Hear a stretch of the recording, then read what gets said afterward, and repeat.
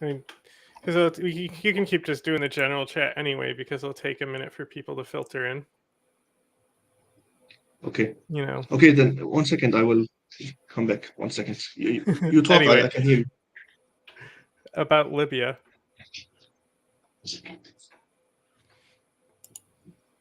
Ooh, You think it will stabilize? it, possibly. Depends on what the Russians do. Right now, the balance of forces is pretty. Not, I don't want to say even, but it'll be hard to make progress against Haftar, or the other way around, as long as Turkish and Russian forces are in the theater. As long as they both are. If one or the other is in, well, then the opposite side. Well, if one or the other's in and the other side's out, then it'll basically just be a curb stomp. But like Russia's pretty much out of Syria now, right? Yes and no. They're withdrawing their military. They're actually not military assets. They're all military assets, but withdrawing their actually combat ready combat assets of utility towards direct combat. Right. Like, so if you don't need air defenses if you're not afraid of being bombed by the U.S. or some other actor, right? Or and you don't necessarily need tank cores if you're not doing armored combat.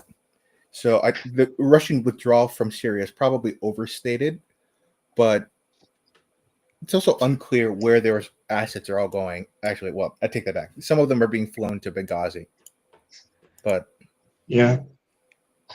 There is some rumors that they are kind of in talk right now to keep their bases in Syria, but that will never happen because they cannot trust each other. Nobody can trust each other. Well, yeah, Like that's this, what I've the new Syrian basically like government will attack them. the before Turkey could put pressure on Russia if Russia acted up in Libya. They don't have that like leverage anymore now. Yeah, So like Russia pretty much only has that Libya front with Turkey. that's correct.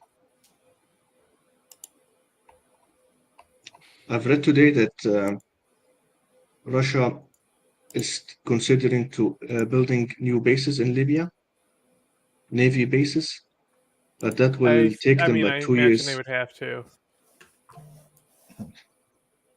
But that will take them 2 years, so they're not 100% sure that they're ready for this level of commitment, especially now after like right now with what's happening in Ukraine. So I don't know Also, if they can imagine deploy that. I imagine those are really good targets, bases that are being built. You know, like it's just I something don't that think so. Ukraine opts to hit. Oh, yeah, that no. No, it will take a lot of time. Like, do you think like the Ukrainian-Russian conflict will last for 2 years? Um, I think there's guys in Ukraine that the war's never going Want to end revenge? for. Yeah, yeah, true. You know, And it's like Russia is defending some governments they have some contracts in Africa with I think with Mali, like yeah, and yeah, two and they get others. slaughtered by Al Qaeda constantly. Yeah. Mali, Burkina Faso,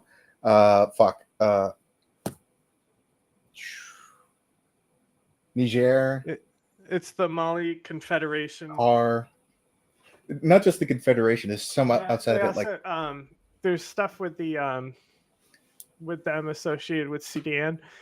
It's a whole lot of gold. There's a big oh, gold operation, gold the smuggling Russians. operation. It's pretty stupid. I'm pretty sure the Russians are technically backing both sides in Sudan. Mm-hmm. Okay. Man, this is existential for Russia. I think this is like literally like in the next year or two we will understand we will know for sure that either they are. I don't think they will ever lose their imperialist goals, like hegemonic goals. Maybe, I don't know. It will be like an end of a century, you know? Well, that's what they say, the American century, right? Yeah, maybe it's not like the original, more like the ghetto follow up. Yeah. What, the one we're in now? Yeah, it was the American century, except the first one was the fall of the USSR and how the US had unfettered dominance over everything. But after 30 years of America being like, okay, we don't know what we're fucking doing, so let's just try a new thing. Even though it's still, Man, we're in a dominant position. it doesn't make any sense. Nothing makes sense anymore. The- Everybody, every analyst saying the United States wants to be isolationist. But how can they become isolationist? Like how? I know, right? Like, It's like how?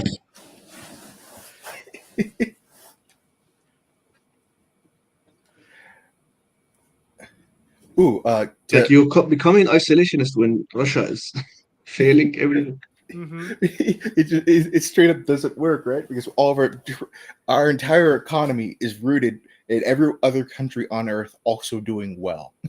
It literally Yeah, can't work any other way, right? Because if there's like, yeah, I don't yeah. know, if there's extreme poverty in or regional tensions with Yemen, for example, right? Even though which is sort of ongoing, uh, Yeah. well, the Houthis get angry at us. They can target global trade. That hits American True. pocketbooks because of the U.S. benefiting from East-West trade between Europe and Asia. If there's Yeah. tensions in South America, well, technically, if there's tensions, we benefit from it because of migrants coming north, but Americans start tweaking. So that's a little silly.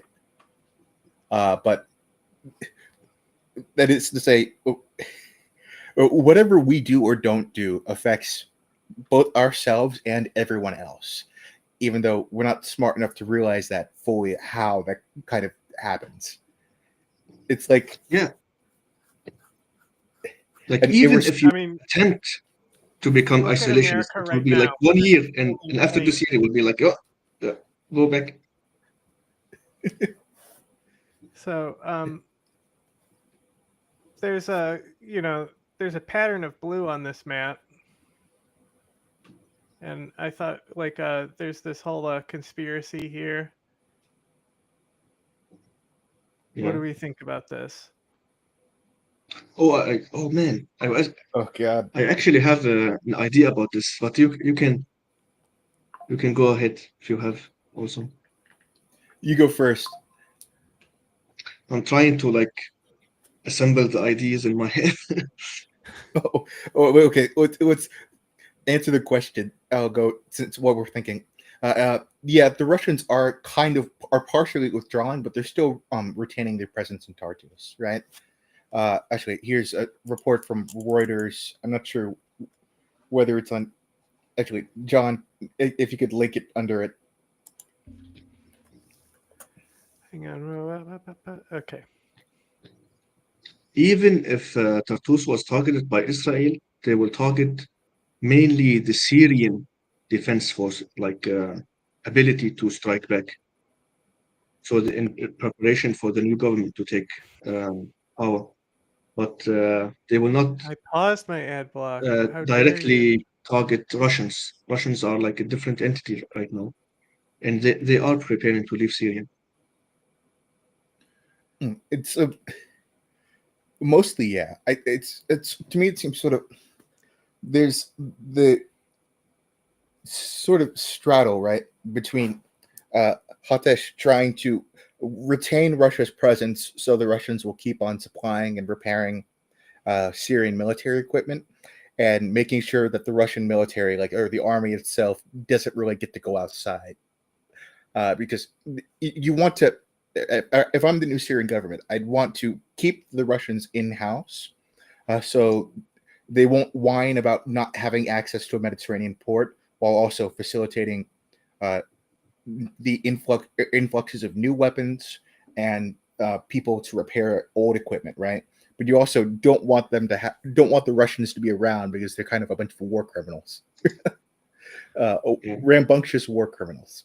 So it's probably going to be a very narrow line, or a narrow line to straddle, because nobody in Syria wants the Russians around, but also kicking them out of Syria is probably strategically worse than just putting them into like a tiny timeout corner, saying, yeah, you guys can stay, but you're going to have to like repair our entire military.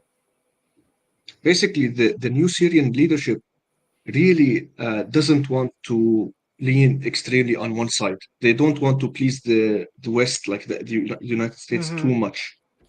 Yeah, it's like you have to play your cards, and they hate Russia more than the West, of course. But they don't want to be enemies with Russia. And Russia is extremely defeated now.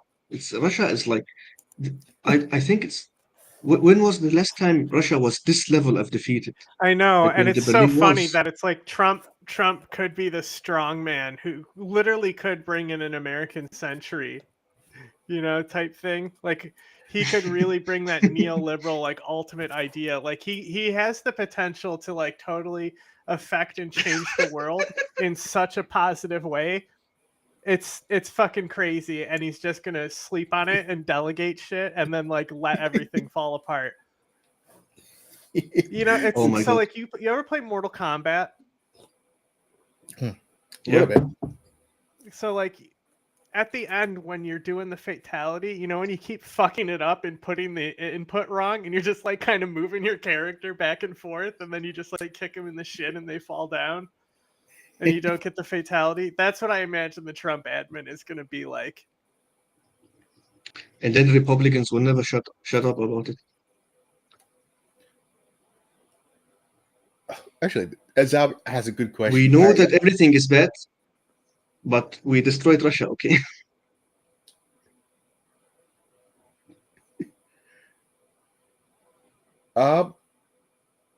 I'd say mostly no, per se.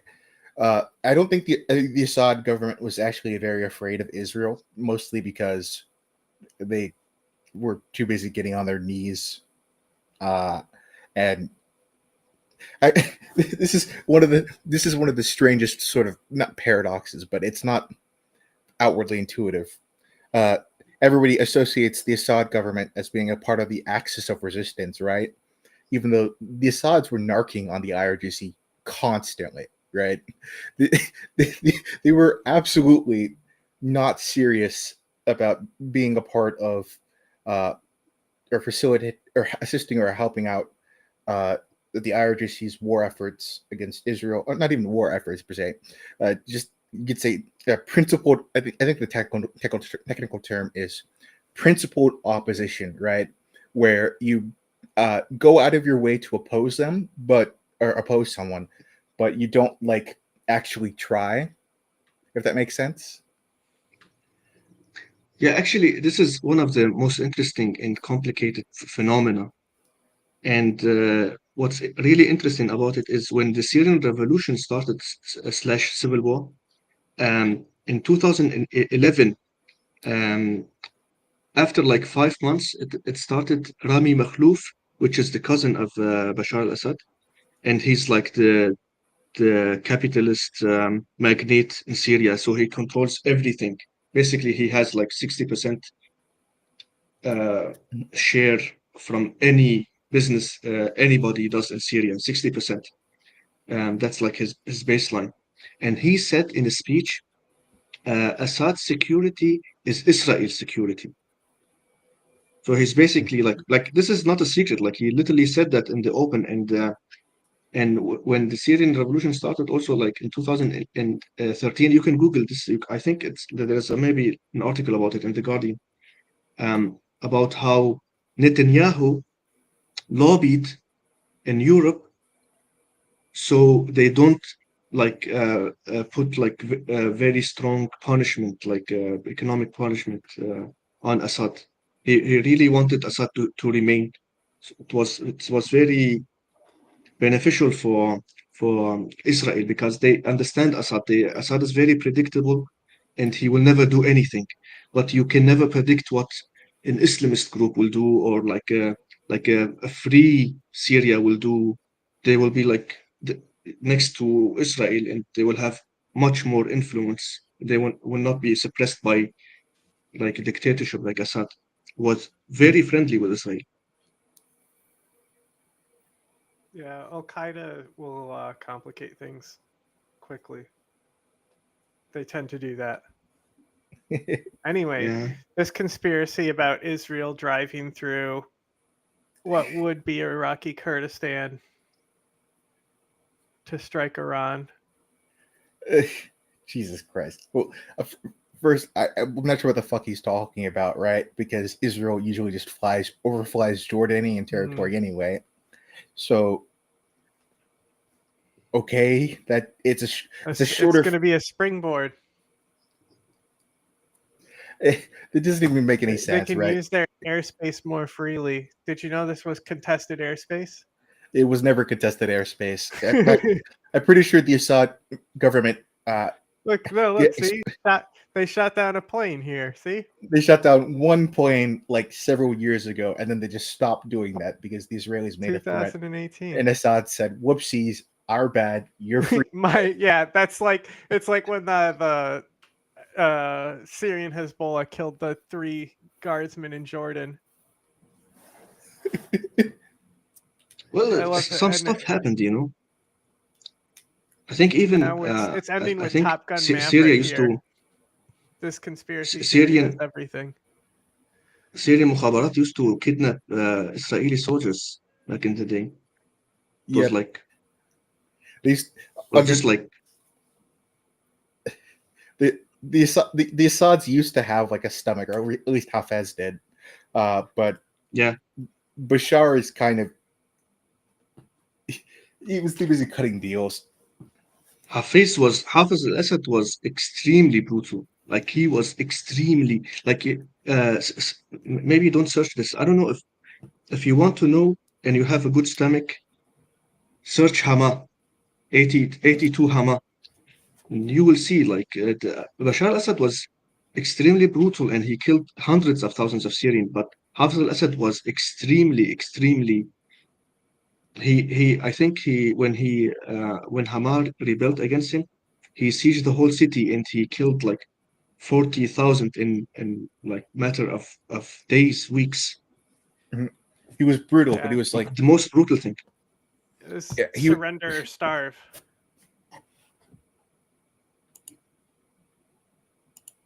And I want to comment on your picture, like the Israel to Iran attack in Iran through Syria and Iraq.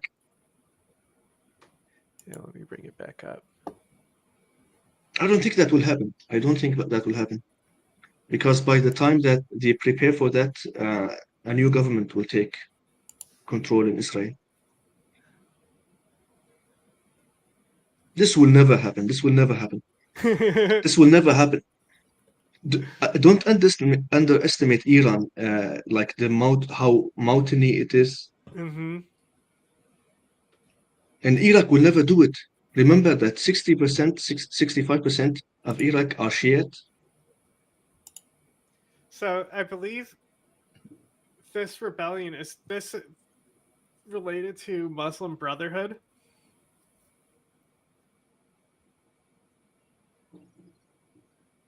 The Hama massacre. That's correct. Yeah. Yeah, is it related to Muslim Brotherhood? Yeah. Okay, yeah, yeah, okay. It is. It is. Yeah. It's a long story if you want to get into it. No. So like, that's how I was just making sure that this is what because so like I bring this up that I also that there's a history of Yeah. Assad and massacring people who, Yeah. technically their goal is to overthrow him. Like they're very public about it, but Yeah. This is why when the Syrian revolution started in 2011, Bashar al-Assad said these are Islamists, these are terrorists, because Exactly. Yeah, that's why they I bring already this know one up. Is that there's a they history? know the textbook. Yeah, they have a textbook about how to deal with like dissidents, and this is actually very interesting because the Syrian revolution was Christian, was secular, was very secular, and they really tried to make it Islamist, and I think they succeeded to make it Islamist because at the first 8 months of the revolution, it was peaceful, and it was Najib Mahfouz's idea, and I think um, it was Asad Makhlouf's idea, which is the cousin of Bashar al-Assad. It was named after Hafiz al-Assad, and Hafiz Makhlouf said we should give weapons to dissidents and people who go on like demonstrations, so they can attack Syrian forces in anger, and then we can really unleash our fury on them. Yeah, I just, because people do the whole color revolution thing, and I try to like explain to them like, no, there's a deep history here. Like it's almost like the revolution was going on before the revolution was going on. Yeah, man, everything it's like has deep history in it. We don't live in a vacuum. Like when Hafiz al-Assad took control in '63 in that coup, and it's connected to Jamal Abdel Nasser, and Jamal Abdel Nasser is connected to Israel, and everything basically goes to Israel and Britain and that thing. It's like everything is connected to Palestine, to Israel. Oh, Okay. if you want to understand, like the best book to understand everything basically happening right now in the Middle East, there's a very good book named The Iron Wall by Avi Shlim. It's like a very good book. It's like 1,000 pages, and it talks about how they planned everything, like how they planned to deport a specific number of Jewish people into Israel and form that country, and how they helped. Like I don't know exactly what the percentage is of xenophobia of Middle Eastern countries like Morocco and Iraq and basically every country Morocco's that had weird Jewish people. because they have the Western Sahara, right? So Yeah, like with this Trump Abraham Accords things, one of the things that they did is they recognized Western Sahara as Morocco. So like the it's like Turkey, how like the lower, like, basic people, they all are pro Palestine, but the government does shady shit with Israel. That's how I feel Morocco is. I see a lot of the analysts and think tank people from Morocco, and they're some of the craziest Zionists. yeah, yeah, man. Actually, Morocco is very interesting. They have very liberal. I don't know. It's not liberal. I think they love the West. They they they they have good relationship with the West. Well, They I have mean, they have very to. good They're like tourism. the entry to the trade in the Yeah, region. they're hosting the World Cup. Like they're one of the states that will host the World Cup in 4 years, I think.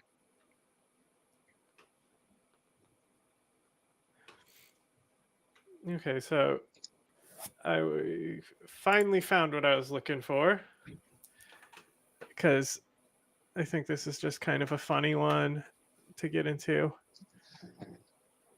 But there's this controversy of Jelani or Ahmed Shura. Oh, no audio. There's another angle of it, but where they make this girl cover her head.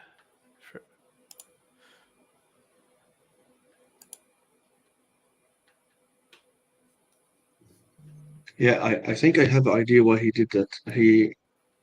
He must remain strong. He must preserve a strong image of strength because like he's a leader of basically Islamic groups, and if he started taking picture with girls like like that, people will lose respect, and it's I don't know. You have to understand their mentality. Yeah, so it's been I do have the statement. I will pull that up in a second. It's been interesting because the Assadists, like coping type stuff, where they're like, "Oh, look, it's already starting. Sharia law is starting. They're going to persecute the Christians. It's starting." This is just Jelani being an Islamist. It's not a statement of public policy. Well, It's then you actually have like very impressive that they can make that comparison between Islamist and did you see what happened to Afghanistan? Girls are not allowed to leave their homes. Like, how can you make that comparison? It's not. Mhm. There is just no comparison. Anybody making it is just not serious. Well, This the Taliban also continually were like, I mean, they barely were masking that what they were going to do, but they kept saying bullshit, Yeah. just like, oh yeah, it's going to be great. We're going to be fine. We're going to take care of the women. No it's oppression here. it's like there's sort of like a key difference between the Taliban and HTS, right? When the Taliban were saying, "Oh yeah, we totally believe in women's rights," right? That was like the Doha or the Doha Talibs, right? The guys who were negotiating everything, who actually hadn't been to Afghanistan in like a decade. We sort of plucked them straight out of jail and said, "Hey, you guys are negotiating for the Taliban now." And because the Talibs didn't really give a shit, they were like, okay, yeah, sure, he's negotiating for us. Wink, wink. Uh, H- they were basically just lying to our faces, and we knew that they were Hmm. lying, and they knew that they were lying, but it's just a matter of keeping political form, right? Uh, HDS, on the other hand, is actually comparably serious, right? They're not. That's just not what they're interested in. It's actually remarkable. Like, it's very impressive the amount of female and foreign journalists who are willing to go to Syria right now. Mhm. Like, I've personally know 7 people. Like, I've personally know them, and I've seen lots of people returning to Syria. Lots of like women without any like they're very liberal women. Like, you can see lots of interviews. Actually, It's Anyways, actually this very is just a like they translation didn't of want to go their there. statement here. actually, that makes me want to point out real quickly that I think like an outsized share of the number of reporters in Syria going to Syria now are actually women reporters, right? And Syrian women, right? They're Yeah. uncovered. They're very, yeah, liberal, you could say, which is not what you'd expect for people concerned about rampant Islamism, per se. Yeah, and you can if you go to my Twitter page, I think one of the last videos I shared it was of a woman journalist crying, returning to Damascus after 14 years, and you can see lots of videos like that. I owe them for liberating us, but I owe them even more. I owe them for making my faith in God go stronger and deeper.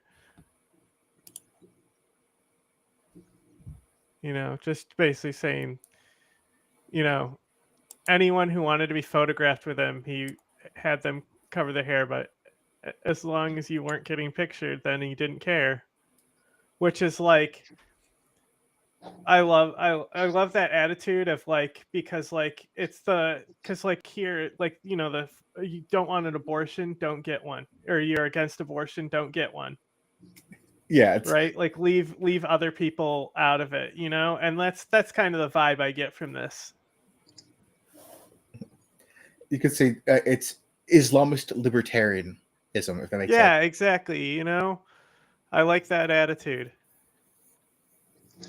We'll see how long it lasts. Yeah. Man, Syrian girl will return in 6 months to Damascus probably. She's gonna get bullied the whole time, but they're probably not gonna do anything bad. Yeah, but I think there is an impressive level of tolerance right now. Like beside the what do you call it, deputy of Saidnaya prison. The Oh yeah, so I was looking more into that, and it might have been a brigadier general of forces as well. So I'm Oh not yeah, sure if it's the warden or a brigadier general. But also I yeah, saw this beside picture. these I'm not sure examples, like really the origin beside of these this picture examples, it's exactly, okay. but It's like I know lots of actors who were like basically defenders of the system, defenders of Assad, and they're now just walking in the street, and people are just like looking at them and doing like, and that's it. That's it. Nobody is beating them. Nobody's doing anything.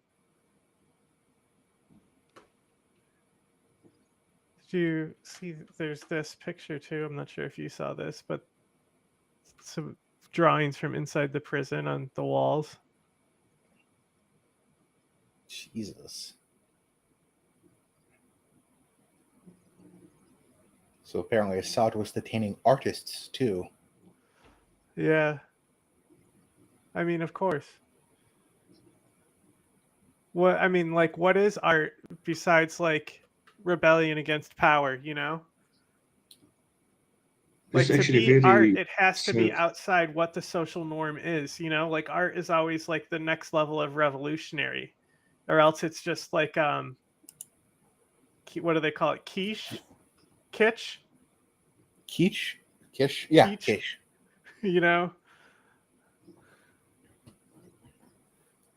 There are stories about people being in prison for being thieves and murderers and stuff like that, and being released before the people who like went on demonstrations and were artists and basically dissidents. That's stereotypically Assad, I guess. Yeah. Mm. Aren't people also kind of scared by the recent memories of Daesh in Syria so much that they wouldn't just let a fundamentalist group slide in like that? Mm, the way the group would like, that's the thing is the longer it goes without them doing shit, the harder it's going to be to make the transition to a so-called like Islamic state. And I don't know, you know me with the CIA, I don't fucking agree with anything they say ever. And like the CIA is very upset about Syria right now, mainly because like, you know, the links to Libya and the training camps and things like that, you know, like how like the Jelani literally was like linked to Benghazi, but it's like everyone's linked to Benghazi, it's a fucking network, Sometimes you just have to take the L. you know, like, oh Yeah. crazy, it's like trying to point to everyone who's linked to a faction in Ukraine, you know, everyone. Actually, I've seen some people posting pictures of cars with the picture of Al Jolani on the car, and all Syrians are like, "That's bad. We don't want this," and there's like very strong opposition against. Like I've never seen. I've read lots of comments, like Syrian comments in Arabic, and nobody is defending, like putting pictures of Jolani. Nobody. Everybody's attacking that, and I think it will be like be extremely rare, and it will basically. And then Julani made a statement I saying did I this is did a actually Google banned. He search banned and it only actually. one thing came up, and it's honestly really funny. So go continue though. I'm sorry to interrupt. It was just this Oh, he picture. finished. He just banned it. Jesus Christ. I mean, wait, how old is that picture? I don't Is it know. oh 2016? Okay, 2016 taken in okay, Idlib. makes sense. Understandable. Dude, It's just so cool. it's very hilarious. You ask Julani, what do you think about these days? And he says, I, it's like when somebody is young and he like then grows up out of something. Oh, you're talking about when he was tired. I was like, it was just a phase. Yeah, I don't know. everybody has that face. Yeah. Maybe if I spoke Arabic more fluently, I'd interpret it a little bit differently. But for me, when you said Yeah. phases, it reminded me more of like Al Qaeda's strategy, the management of savagery. Like they have it laid out where it's like they destabilize the state. This is how they rebuild the Islamic State, and they have it in like 4 phases of like how to like enact their plan to bring about an Islamic State. And so like that's what I was thinking about when he said that's a new phase, as in like it's transitioning out of the brutality phase that destabilized the state to bring about like our goal. Well, if I don't know if that helps, the word phases exactly means what it means in English. I mean, that's the thing is it can mean 2 things. It can mean it's just a phase, mom, and it can be part 2 of a battle Yeah, plan, you know?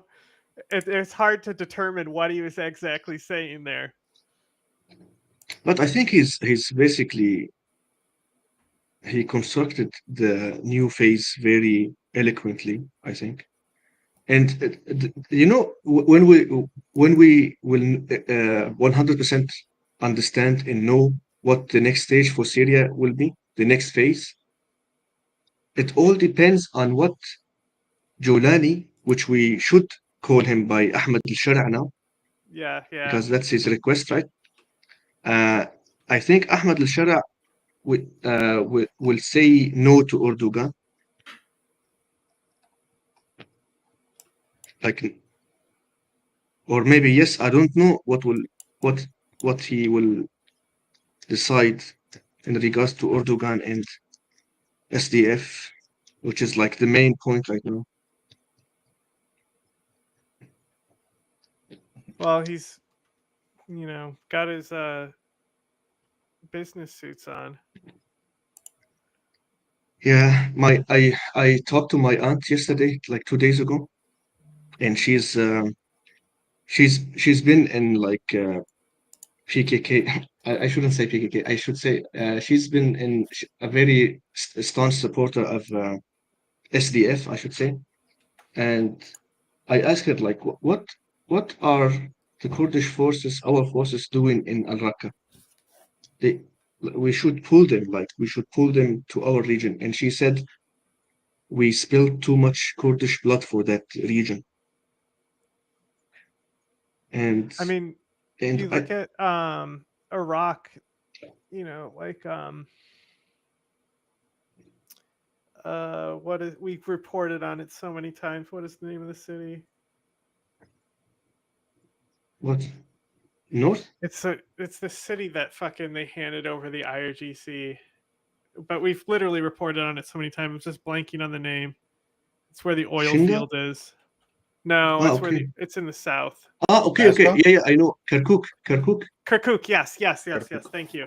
I don't know why I was blanking, but like that's an example. Like so, like it was never recognized in the original like lines that were drawn in the autonomous state, but they took more territory from ISIS, including that, and that oil field brought a lot of income to the Kurdish region, and Trump literally gave it to the IRGC and then killed the guy like a few months later. Like it was a whole conspiracy to hand over that city to Iraq. And Trump let it happen. Man, when I read about it, I was very sad, But my point is, I am Kurdish and I'm very sympathetic with the YPK, but I don't understand why they want to remain in Raqqa. And most Kurdish people don't understand. There's like a very big movement right now in Rojava, and people are really against Kurdish forces remaining there because it's an excuse in the hands of Turkey, if you think about it. Mm-hmm.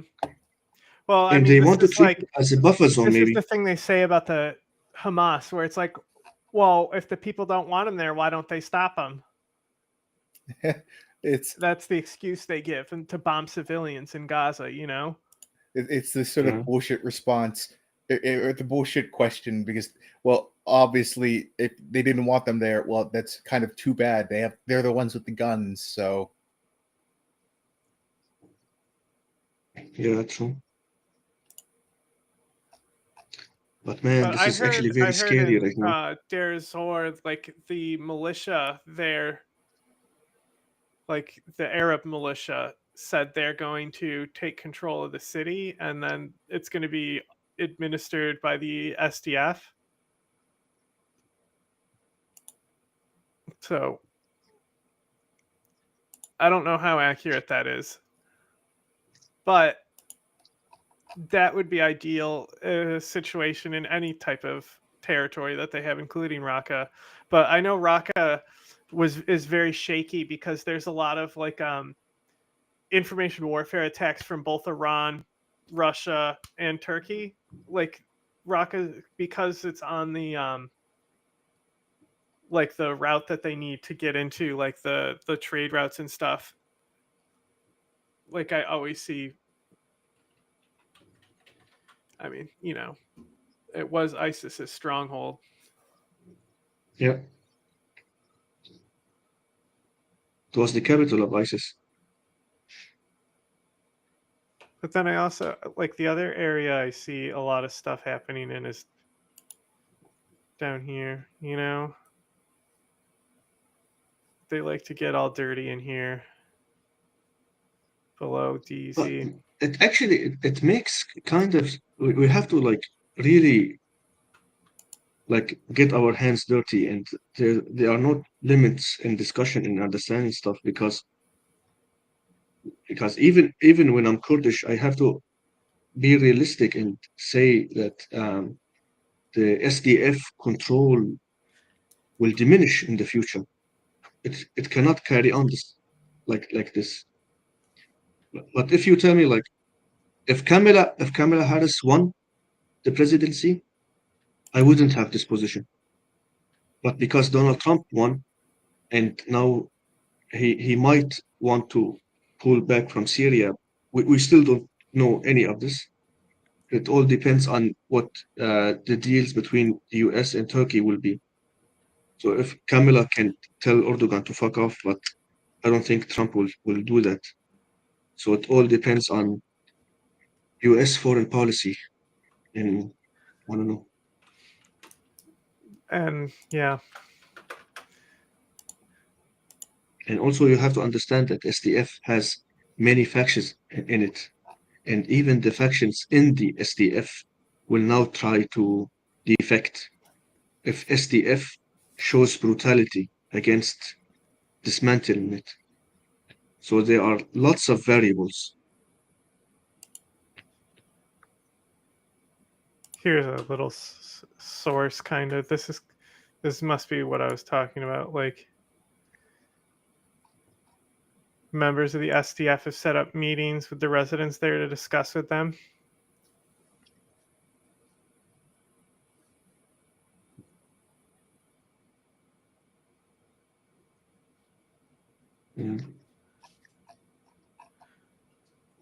Yeah. But Manbij is not looking good right now.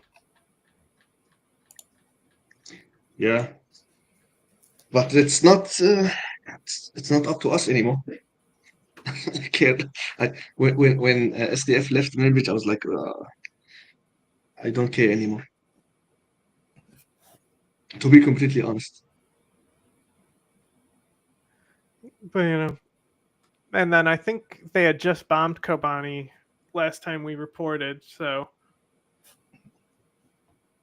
now that the coalition is deployed there, okay, just make the Middle East one country. Problem solved.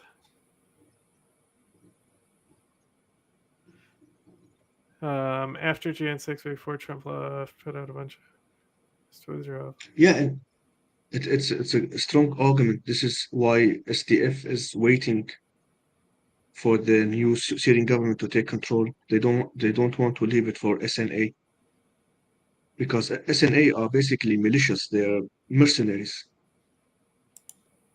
Yeah, they're not cool. Not cool people. I hate those guys. But it's a pragmatic question. Like, is it worth it to leave Raqqa to please the Kurdish majority in Rojava? Because almost all Kurdish people want SDF to leave Raqqa. Is it worth doing that and leaving Raqqa to SNL? Right? Well, and For, then I for imagine the, Raqqa is extra sensitive because of the caliphate. yeah, this is a solid point. You should probably keep Raqqa. Not like keep Raqqa as in give it autonomy, but make sure it's not foreign policy. Make sure its security situation is under SDF control, but politically, just let it be aligned with. I was going to say Hatash, but it's more, I guess, the Syrian government or the new Syrian government. Because if you leave Raqqa to its own devices, well, I mean, there's a reason why ISIS set up its capital there. Yeah, they are. You said, why don't people trust the SDF? Because they're Kurdish people. Because Arabs don't trust Kurdish people. Arabs in Raqqa are extremely conservative. Extremely conservative. Raqqa has the highest numbers in Syria for honor murder, honor Mm-hmm. killings.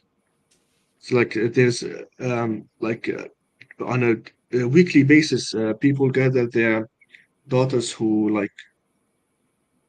had Don't come sex, home at night or something who like that, strain, yeah, and executions, public executions in Raqqa, and this is not not allowed in Kurdish regions. It's very secular region, and people want to remain conservatives. If you want to like a real life comparison, imagine California taking over Texas and saying everybody can be trans now. Yeah, they It's force like them. this, They force them to be trans. 100% the same. The forced transitioning. Yeah. This is you're right. This is probably not going to jive with a Kurdish ideals of everyone for themselves. Not everyone for themselves. Everyone being political autonomy, right? It's but it's like I don't know. You don't want to. Again, we brought it up before, but there's the Syrian Muslim Brotherhood has its roots in some of these places. Yeah, you don't. Yeah. I'm going to sorry. I'm going to tell you. Peter Thiel.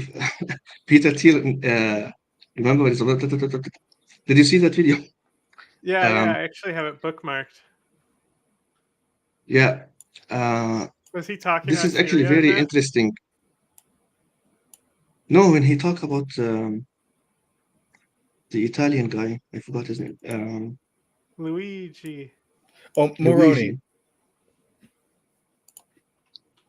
This is not the thing I want to talk about. I remembered it because Those who think I this kept shooter also. is a hero because he did it because he said this healthcare executive was presiding over a healthcare system which kills thousands of Americans by denying them cover. What would you say to them?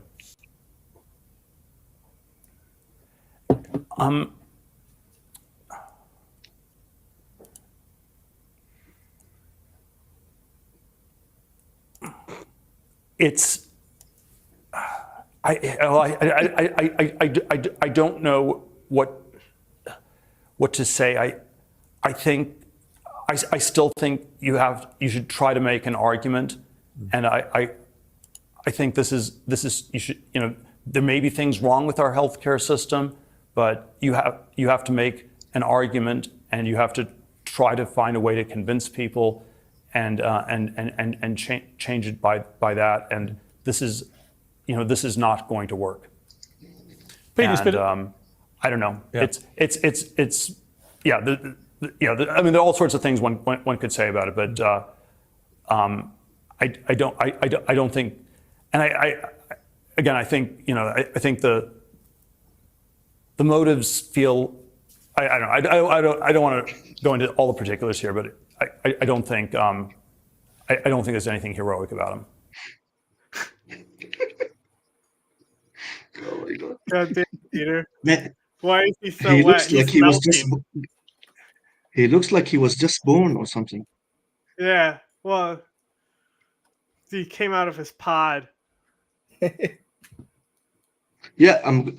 This is actually very interesting. When the SDF, not the SDF, when the YPG first took control in Rojava, and I remember that I was in Syria back then. I was in Rojava, and uh, Rojava is very secular if you compare it to the rest of Syria, but it's still conservative. It's still conservative. It's the Middle East, you know. So basically, what the YPG did is create Mala Jine. We call it in Kurdish. It's women's house. So Yes, we women actually suddenly. get really into the women's house in our interview with the YPJ International. If people want to learn a lot Mhm. more about it. Yeah, it's it's very interesting. I will watch that interview. You can send it to me later. And the YPG created the women's rights house. So basically, women in 2012 that happened. Women gained lots of freedoms suddenly, like European level of freedom. Women can join the army. They can do everything basically. If she wants to divorce her husband, she can do it. And it was very very funny. Like we made lots of jokes about it because remember a guy who used to beat his wife beat her, and she went to women's house, and they and they took him to prison for 2 days. And then when he left prison, he divorced her. Like he went back and he divorced her, and she was very upset. Like he was like, "What the fuck? If I knew that he will divorce me, I wouldn't have complained." Oh Jesus!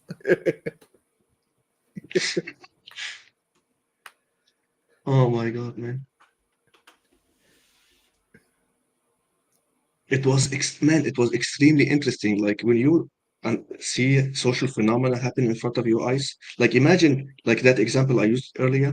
Imagine like if California invades Texas and say everybody can be trans now, and you see like the social backlash.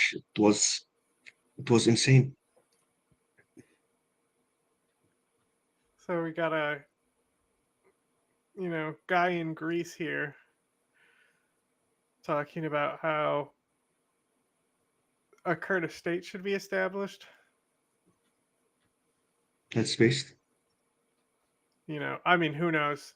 You never know with Greek. It's basically because they hate Turkey, first of all, but you never know with their politicians where they're leaning. He could be a scary guy. Like a Ben Gavir type guy. But here's the American flag in Kobani now.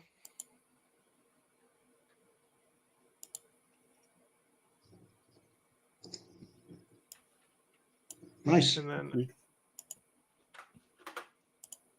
okay. Captagon manufacturing. Oh yeah. I think this is something that's really under discussed. What's going to happen here? I mean, look at the supply that they have. The demand is still going to be there, and there's not going to be a supply to meet that demand. This is RIP to all of my Saudi capta heads. I think some fighters will take control. I'm 100% sure. You think the drugs Like manufacturing this will will stay? 100% happen here. It was like 40 billions, right? Last time we talked. I'm not sure. Yeah, I think drugs. 40 billion pills. No, $40 billion, like yearly Dollars? income. And I don't think it will, like a $40 billion income that will not fade away. Well, it might get affected, but not vanish. It will not vanish.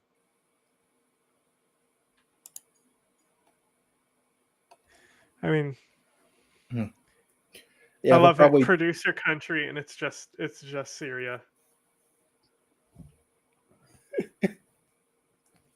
It's going into both sides of Libya too. Yeah. Well, Lebanon is But this also. It looks like Captagon, Lebanon also is producing, according to this map. is Captagon like a very strong form of عند Italy? دخول المكان فوجدنا Sorry, go ahead. Like Captagon is very strong amphetamines, right? Yeah, Yeah, it's It's, basically yeah. just okay. meth. It's just meth, okay. Let me pull up a little wiki real quick. So, amphetamine.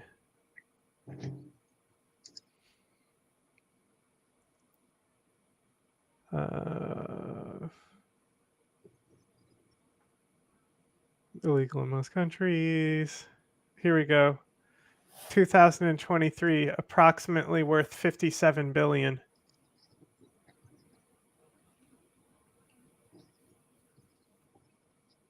%, Yeah, of it that came from business will not Assad. disappear. It will migrate. It will migrate to other areas. Oh, They interesting. didn't capture it. It was originally developed for ADHD treatment. Yeah. Can be used in cardiovascular conditions. Actually, if I were taking bets on where its manufacturing would move to, I'd probably guess Lebanon. Yeah. It says Yeah, it true. was considered to have fewer side effects and less potential for abuse than amphetamine. That's okay. Depends on how much of it you take. Mm-hmm. Counterfeiting. I think they used to give it to soldiers also. Oh yeah, Yes. yeah. This was Well, ISIS originally would from use it as Daesh. well. Yeah. Actually, Daesh sort of originated its smuggling and mass production because they were quite literally the sped kids, to use an American lingo, right? Yeah. All of them were. And they also haven't captured any single worker who worked on manufacturing them. They just like captured the warehouses. That's it.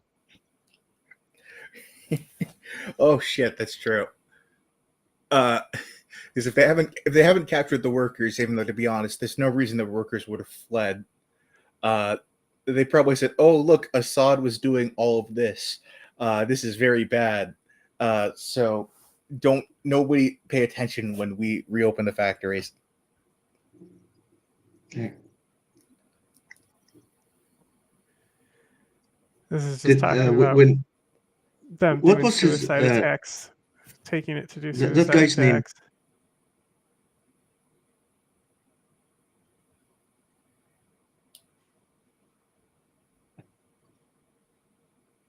Ah, Man, is that Harris? Is that Harris? I don't think it's Johnny Harris.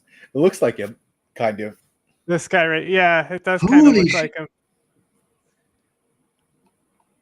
No, it's the Iraq bureau chief for Reuters. Like he wouldn't be out Former of owner. place if it was him, right? Wait, he sounds like him too. Here, or cornflakes, I can't remember now. And then it was turned into a massive Captagon factory. We've just seen thousands of pills downstairs. We've seen a really complex concealment production line where they're putting it inside electrical appliances, sort of big Meth boxes. toaster. I'm not sure exactly what they are. Also inside furniture, inside the sort of casing, decorative rocks that you would put on the walls. Don't really know what to say, to be honest. We heard so much over so many years about industrial Captagon production by the Assad regime, and here on the eastern outskirts of Damascus, we seem to have found one of these massive factories. Man, I really want to go back.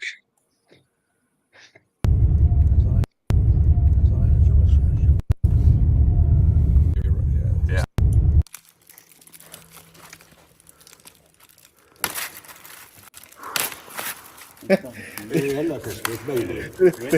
Tried to disguise them as generators.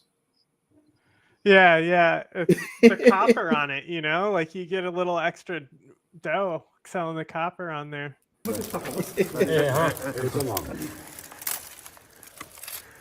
That's kind of clever.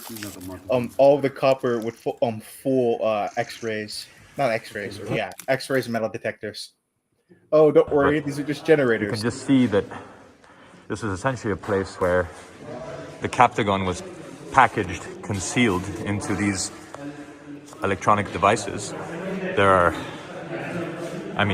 just dozens of them here. $1 million microwaves. Yeah. You can just look at the amount.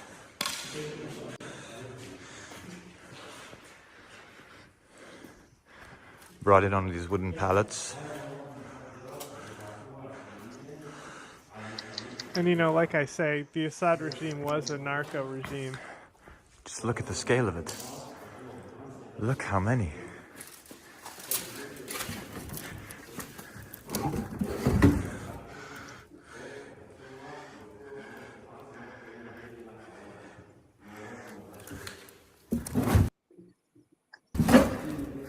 So each of these pallets has 4x3, 12, stacked 3 times high. Maybe we're looking at like 36 per pallet. And there are 1, 2, 3, 4, 5, 6, 7, 8, 9, 10, 11, 12, 13, 14 here.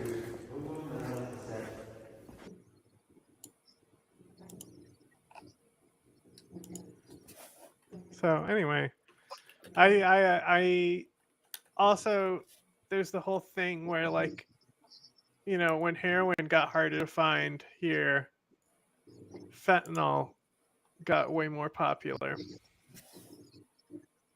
So that's another thing that could happen, is if this supply drops, people go, if it's supposedly better than meth, as in the side effects.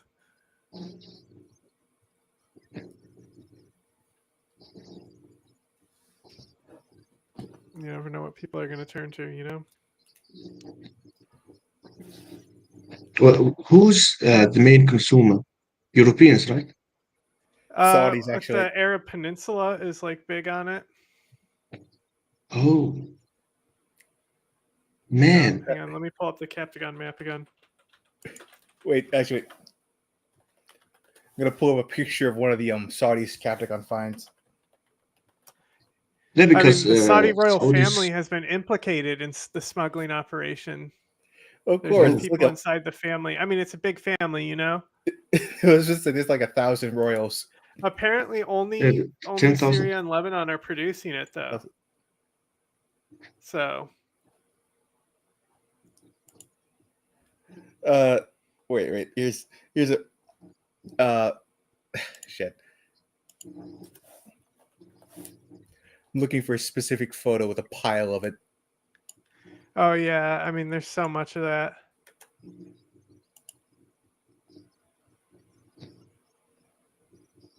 Oh yeah, here's one. There's more than one, but here's an example. I'm gonna put it in the chat. You have the private chat.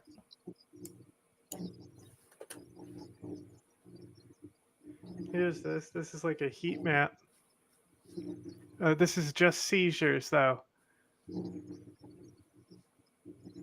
Oh,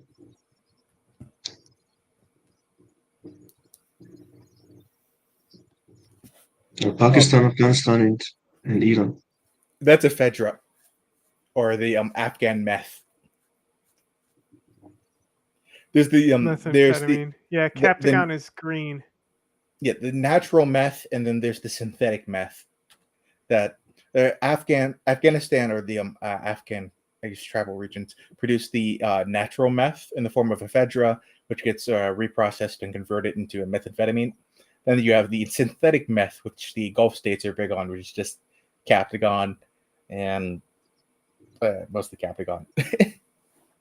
Yeah, that's it. Show me the map again. Are there like cases in Israel? Oh yeah. Lots of cases in Israel. Big drug heads in the party scene. Oh Yeah. man, this means like also Israelis are implicit in it. You Like know, but some. also that Taliban Most meth buyers. market, if the Captagon market does drop, then the Taliban definitely have an edge like an here edge. to Oh, getting okay. on, because they're already switching to meth, you know? They're already capitalizing on meth over the heroin trade.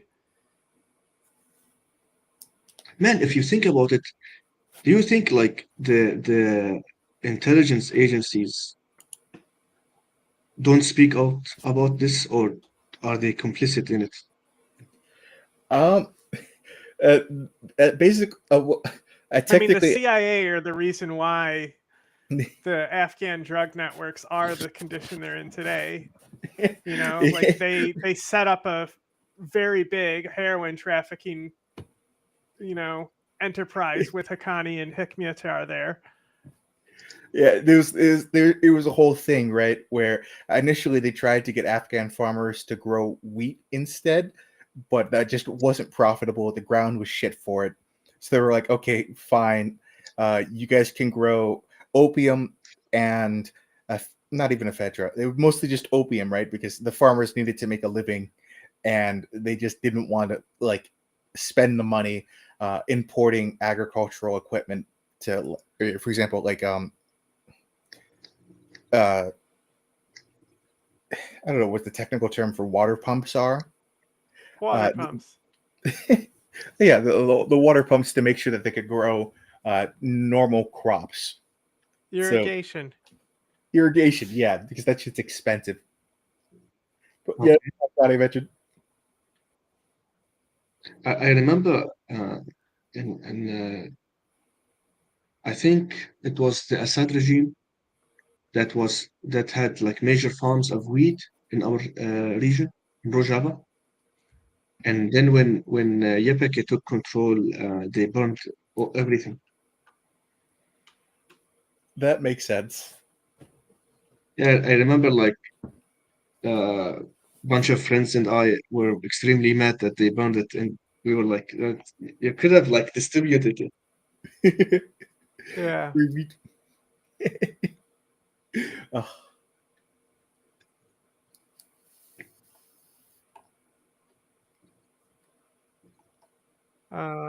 But it was I weird can that they show burned this. it. This isn't graphic. So, again, this seems related to that one capture of the guy earlier. But this one shows this is a guard.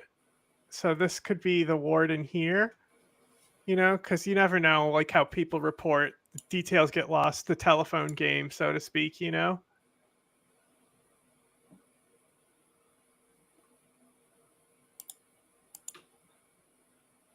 But there definitely is a guy who's getting Gaddafi'd in the street as well. There's definitely that video going around. I don't And he's understand either why are brigadier they general still, or why haven't the they warden. escaped if they're like worked in prison, Saidnaya, or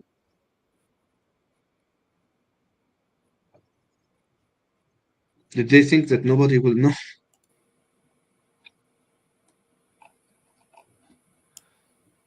So Wait, what was the question?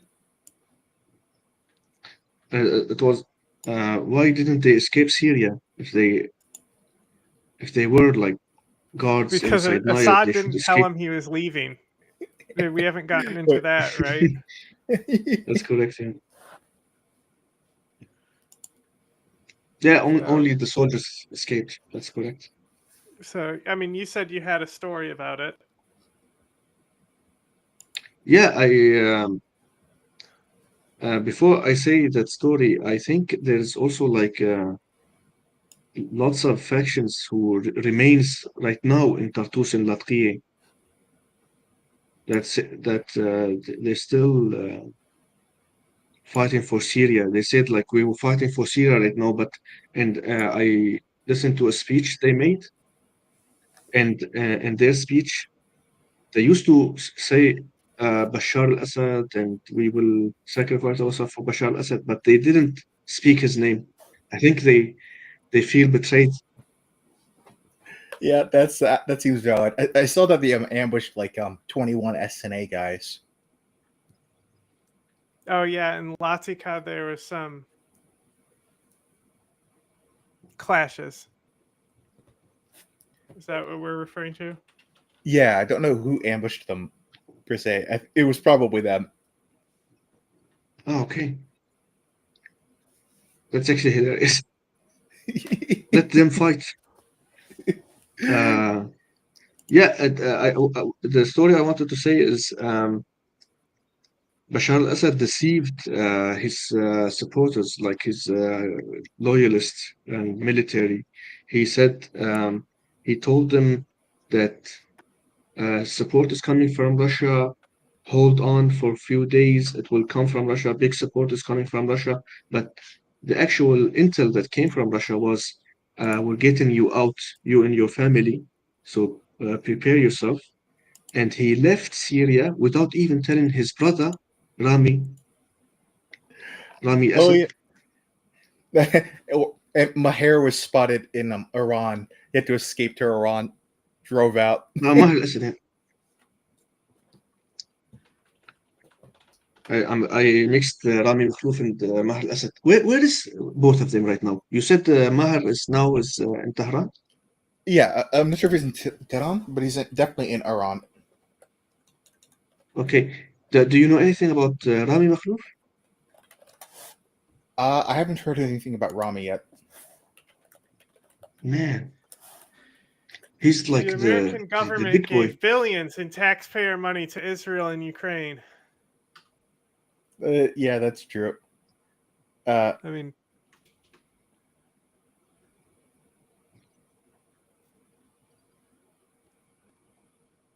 Assadis and SNA guys fighting. Let me grab my popcorn.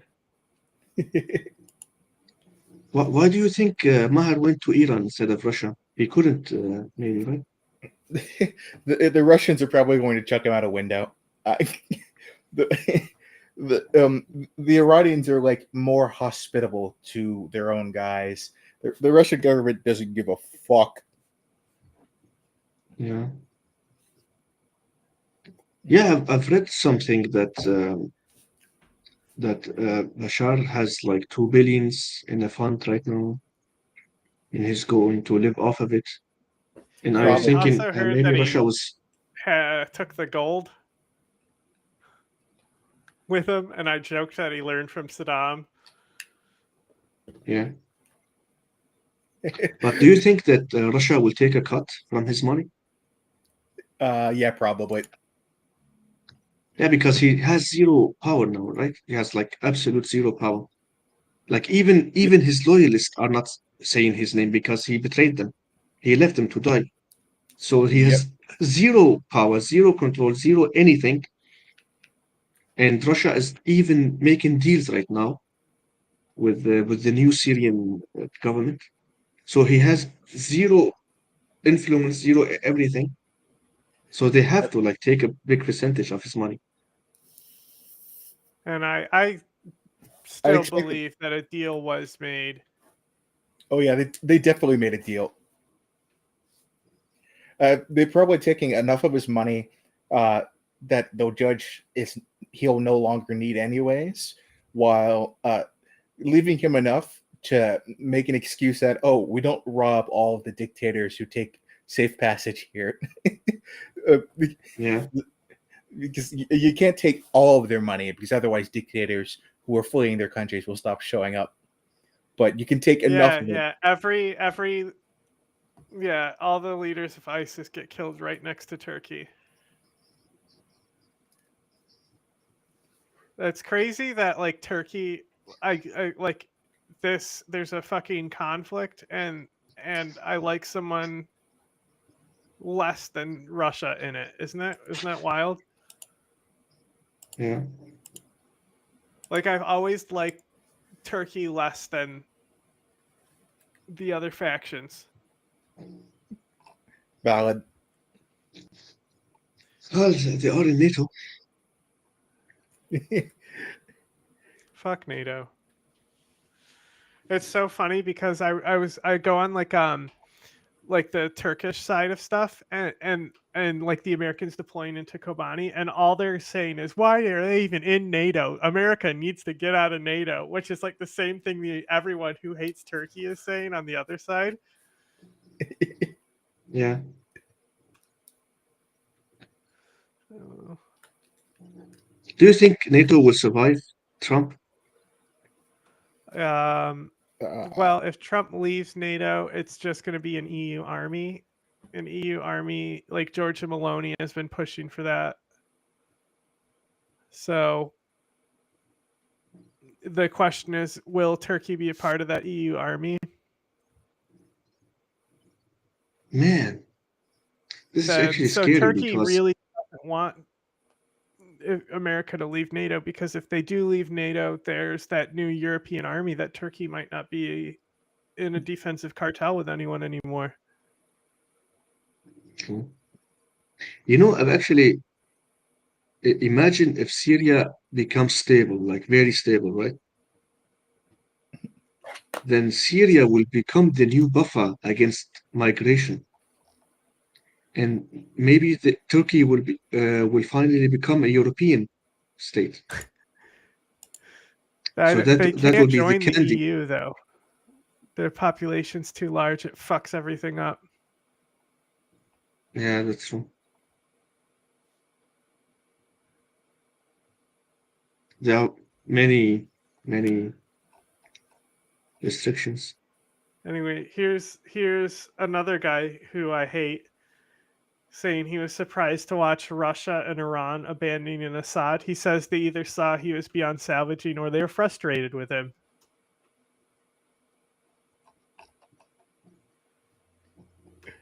I hate this guy.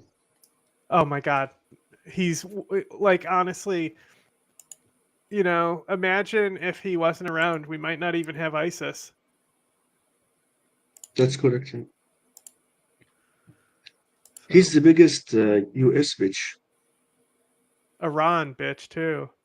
He's just a bitch. And he's the fucking PMF guy. The Hashabi militias are awful. Fucking roided up maniacs. He's also lying here. Like he said, how did Iran abandon Assad? Man, Russia abandoned Assad. Iran didn't abandon Assad. Lots of militia, Iranian militia stayed in His Syria. PMF's Like deployed. Actually, this is funny. The Iranians kind of abandoned Assad too. They were just a lot more subtle about it, right? Some of the militias showed up to fight, but like the PMF in Iraq, right? They said they were mobilizing, but they actually just didn't show up. Yeah. Incredibly funny. It's not that they abandoned him. They never supported him in the first place. Yes, exactly. Okay, so The U.S. military has transported an American out of Syria who had disappeared months ago into former President Bashar Assad's prison system. He was among the thousands released this week by rebels, a U.S. official said Friday. I was helped by a Syrian man named Ely, and he helped me and a young woman who lives in Damascus get out of the prison immediately.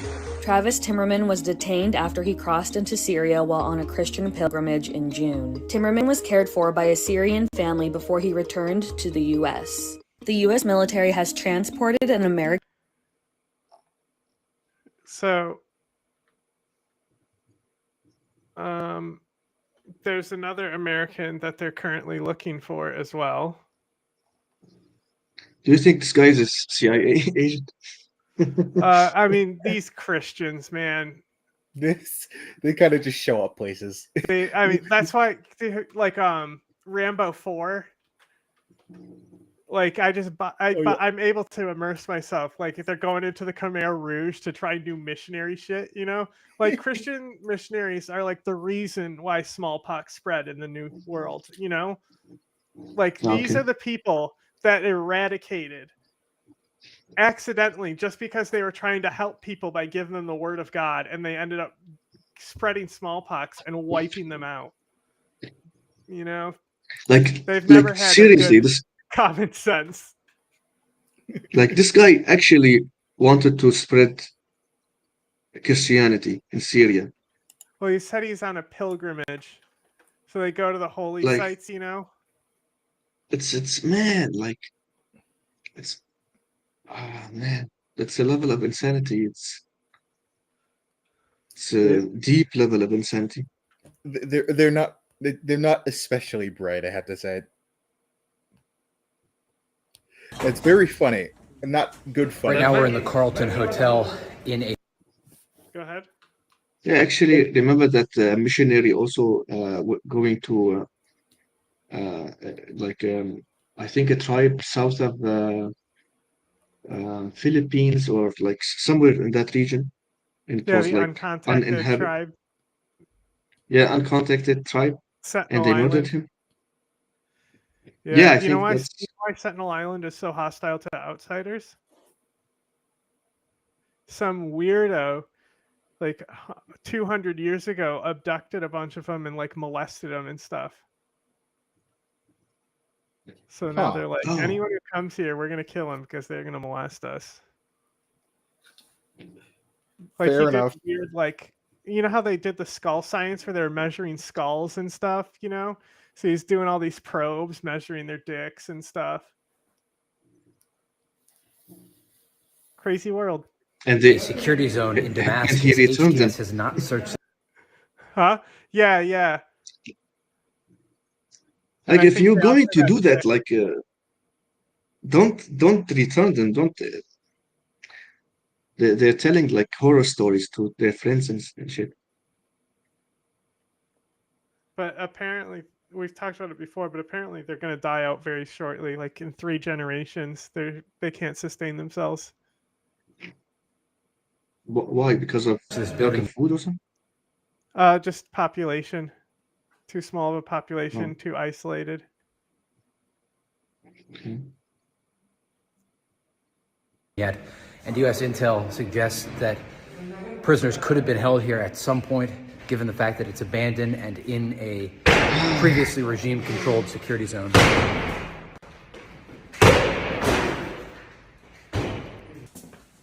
This actually reminds me, my cousin Farhad Hamo is also not found.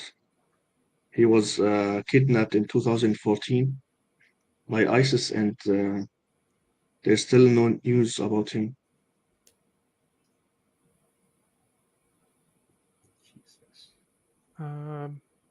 Also, here's the guy who is getting Gaddafi'd, Here's a still picture of it. And this one says he was Major General, Elite Republican Guard. This is the third thing that I've seen him identified as. So, and then another prison story. Have you guys seen this with Clarissa Ward, this sussy thing? Yeah, apparently he was a real prisoner. He was just a lieutenant in the Air Force who was arrested for graft. But like he was like okay. hiding, and they even like shot the lock off the cell, and he was still hiding in the cell or something. Yeah. Very bizarre. And like getting interviewed the moment you come out of there, like I don't trust Clarissa Ward in general. I don't think I think she's shady. Okay, I'm just saying it.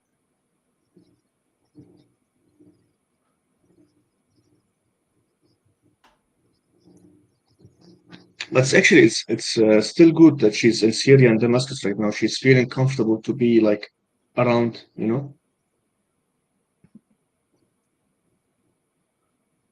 Okay. No, this is the reason why I wanted to talk about the prisons is because I'm transitioning into something. I'm just pulling up my linkies. I shouldn't say it like that, considering what I'm about to pull up. Okay. We'll start on this one. With evidence of atrocities committed by the Assad regime in Syria. Since the dictator fled the country last week, Syrians are confronting the reality of what happened to loved ones who disappeared under his rule. And Sky News has visited the site of a suspected massacre carried out by Assad's forces 11 years ago. Our correspondent Diana Magnay is in the Syrian capital, Damascus, tonight. Diana, what led you to this site and what did you witness? Well, there was video that came out of the massacre at a place called Tadamun, which is a suburb of Damascus. And this footage was shot by the perpetrators themselves. And Jonathan, it is completely horrific to watch. It shows people, men mostly, dressed as though they've literally just been pulled off the street. Their clothes are clean, as though they had no idea what might befall them that day as they left their homes that morning. And taken to the side of a pit where two men, Assad soldiers, Assad henchmen, who are affiliated with the military intelligence. Now, I want to say, when we did your interview, Alan, we specifically talked about this video of the pit.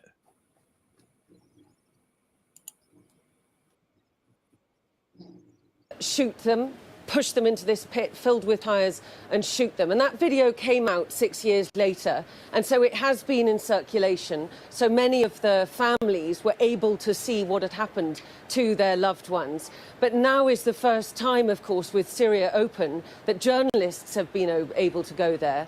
And when we arrived there, there were small children with shovels and buckets full of human bones, excitedly showing us where the bodies were mostly piled up in the road. And really just sort of scraping the ground and finding more bodies. It's the innocence of kids, you know? Like, that's so dark that they're excited to be helpful to show where the bones are and stuff. And they're just like, because they know, like, the adults are here to see the bones. I'm being helpful, you know? Like, the psychology here is fucked. Yeah, man, it will take like decades.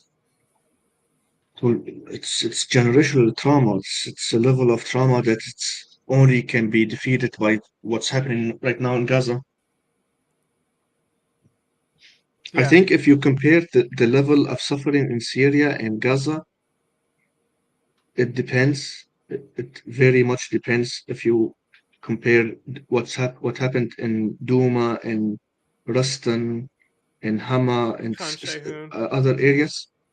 Then it's comparable to what's happening in Gaza, just to like understand the level of traumatic experience in Syria. body It's parts. on the same level. And everywhere you looked, there were more family members and people wanting to come up and tell you what they had not been able to say for the last decade, more than a decade. You know, one woman said, if we'd said anything, she made this gesture, we would have been killed. A man whose son is featured on that video, and featured is the wrong word, but who you see on that video being dragged to the pit and then shot. He said that that was his son. When he saw that, he tried to bring the case to the military intelligence, tried to bring it to court, and he claims that Bashar al-Assad himself made sure that the case went away. But he was very brave to even do that, to try and find some reckoning. Other people said that there was no way that they could do anything about it. Now, this was a mixed neighbourhood where you had regime stalwarts living side by side with people who might oppose the regime. It was right close to the front lines of fighting around Damascus. So, you know, when we were speaking to people from the neighbourhood today, they named the two men in that video. They talked about all the people that they wanted held accountable. One of them held up a video, a photograph of a man who beat him up. They want accountability. They want some kind of justice. And we start tonight. Yeah. Ah, man. Upon row upon row upon row of... We are at the scene of a mass grave just outside of the Syrian capital city of Damascus, in the northern outskirts, in a place called Adra. Behind me and below us, you will see row upon row upon row upon row of graves. Now, open source researchers have tracked this site for some time using satellite imagery. It's believed that this grave was dug as far back as 2016. This area was completely controlled by the regime, and it is believed that many of the bodies buried here are victims of the Assad regime. Now, most of these graves are completely covered. However, there is a small stone that has been turned over to the left of us, and being pulled out of there as we speak are bags of bones containing human bones, human remains, and on the bags are written the names of the people who have died there. These are Halloween these props. bones have clearly Halloween been here props. for some time now, maybe as long as 8 years. And when we You know, arrived, when it's, TVP World arrived, there was... It is like you see this level of suffering and this level of documentation, and it's lots of stuff will start surfacing to everybody, and lots of declassified things will surface also. And this level of Yeah, they didn't burn concentrated, any intelligence on the way out. Assad just disappeared overnight. yeah. And funny thing is, you still see these people on like Twitter and social media who are extremely mad that Assad fell, and are saying what will happen to the axis of resistance. And it's actually it's I don't know, man. Like it's a phenomena that should be researched. You don't understand which one is a paid propagandist or which person is actually brainwashed. Like I've read some comments saying, why did it have to be now that Assad is fallen? Why didn't it have to wait until Gaza is resolved? Gaza will never be resolved. That's the problem. Most of the axis of resistance folk, they don't quite understand that Assad was never really a part of the axis, right? They essentially, well, let's cut that. The axis of resistance was never really a thing, right? That was just IRGC branding. But even at that, the Assad regime was constantly narking, to use an American term, or ratting or snitching on the IRGC. So, like, it just wasn't like a coherent coalition. It was just the people that the IRGC publicly said are our friends. Even though, like, Hamas was never a part of the... Hamas left the IRGC's umbrella a while ago. The Houthis are diehards, but, like, that's because the Iranians have been really good to them. Assad has kind of just been a dick in general. The Syrian and Iraqi militias are pretty scattered. They count Iran as their main patron, but it's not like the Iranian government is telling them what to do for everything. It's not like a coherent front, if that makes sense. Yeah, Syria basically was very bad for Lebanon and Palestinians as much as Israel is. Like Syria used to control Lebanon on a frightening level. Like even before Yeah, Hezbollah established itself, Syria was basically literally Lebanon occupied was it. basically occupied by Israel. I can tell you many stories, like many personal stories I've heard from Lebanese people. My uncle served in the Syrian army, and he told me a story of one time, um, like his platoon members, uh, like basically invaded a farm and took everything and beat the farmers. It's not that much different from Israel. They assassinated al-Hariri. They killed many Lebanese people. Yeah, and they also backed a bunch of militia groups that were. Yeah. Actually, I think Reagan described the Israeli campaign in Lebanon as being like the Holocaust. This was Ronald Reagan, the arch friend of Israel, as you could say. So, Yeah. like, it's just. Even the actual members of the Axis resistance don't seem worried. So why Yeah. should some randos on Twitter be?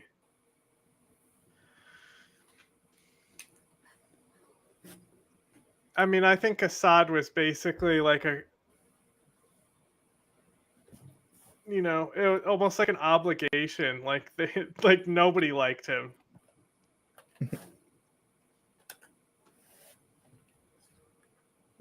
One actually member of the Axis of resistance in Britain right now, Galloway. I think his name is Yes, I will get to him. But yes, oh Galloway. my God, man. Oh my God. But he's a parliament member, right? I think I so. believe he got booted. They had another snap election and he lost that one like a few months later. Oh, thank God, man. Oh, nice. 7-time parliamentarian though. Jesus Christ. Almost as bad You as the know, U.S. But yeah, he called the Uyghurs Chinamen. yeah, yeah. Man, you know, when the Syrian stuff happened and I was in Syria and then when I left Syria in 2015 and got political asylum in Europe. I was convinced back then, I was in my early 20s, I was convinced that what happened in Syria, like axis of resistance and everything related to Syria, was strictly Syria related stuff. Like Syria existed in a vacuum, and it wasn't like the rest of the world was like much better. Like it was like only us living in hell. And then, like like after like 2015, year by year, you discover that everything is connected. Everything. Like this guy Galloway and like man, uh, Tulsi Gabbard is going to be intelligence I know, chief in right? the United States. Like everything is so frighteningly We were connected. just Like reporting on this yesterday, but there was a his name was Caesar. I think this is his code name, right? But when he came, he was like testifying against Assad and shit in these intelligence hearings. And when Tulsi was in the room, they had to make him wear a mask because in why? our own government, like hearings, intelligence hearings, Tulsi couldn't be trusted. And then as well, on the border in Turkey, these victims of a bombing, she asked them, "How do you know it wasn't Daesh that bombed you?" And they're like, "Are you serious, lady? They don't have Yeah, airplanes." yeah. It's fucking Tulsi. That's I've heard that one too. Yeah. Anyway, to finish this little video. was a man here who was here looking for his family, his relatives who had been abducted by the regime. Let's take a listen to what he had to say. What religion, what sect, what kind of people could do this to human beings? We're all from the same earth, so why do people kill like that? It's full, all the way to the end, it's all full. I have two brothers. After we left from Ader al-Balad to Amalia, the regime took them, Jihad al-Hamad and Hussein Salid al-Hamad. Their mother's name is Mariam. I was there when they took them and put them in the trunk of the car because their identity cards were from Baba Amr. They disappeared and we still haven't had any news of them. While this area has yet to be exhumed, the true horrors of what the regime did to the Syrian people are only starting to be uncovered now. And in places like this, the reality of the regime's detention, torture and execution facilities is becoming laid bare for the entire world to see. It's Oz Kataji reporting from Damascus for TVP World.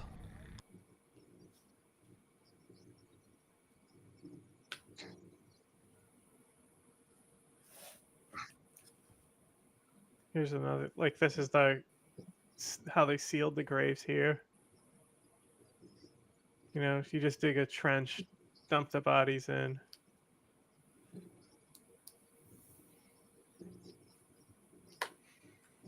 Cool guys, the Assad regime, huh?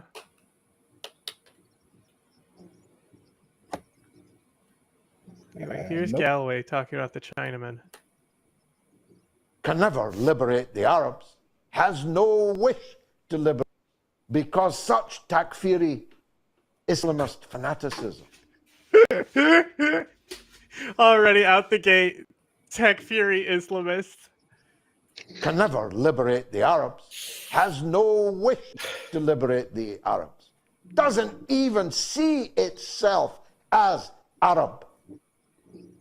There were only 25,000 fighters in Golani's army, and 5,000 of those were Chinamen.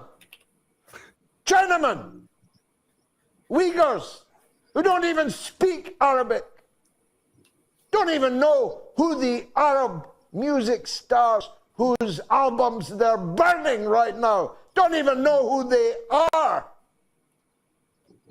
Never tasted Syrian hummus or shakshuka. Don't care for it. They eat rice for their breakfast, you see. 5,000 out of 25,000 are Chinamen, because such takfiri Islamist fanaticism can never liberate the Arabs, has no wish to liberate the Arabs, doesn't even see itself as Arab. Okay, there's a secret George Galloway clip. A lot of people don't know about this, but I figured I'd show everyone just so you do know that it's one of the greatest videos of all time. Like, how did he become a Bassett? Yes. Okay, I'll get you some milk. You stay there. I'll get you some milk and then I'll brush you. You like that, don't you? Good girl.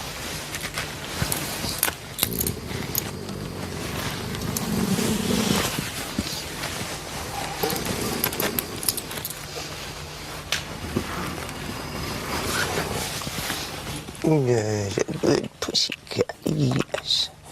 Good pussycat. Right? Do you want me to be the cat? Dude, this confirms my theory. Very strange man.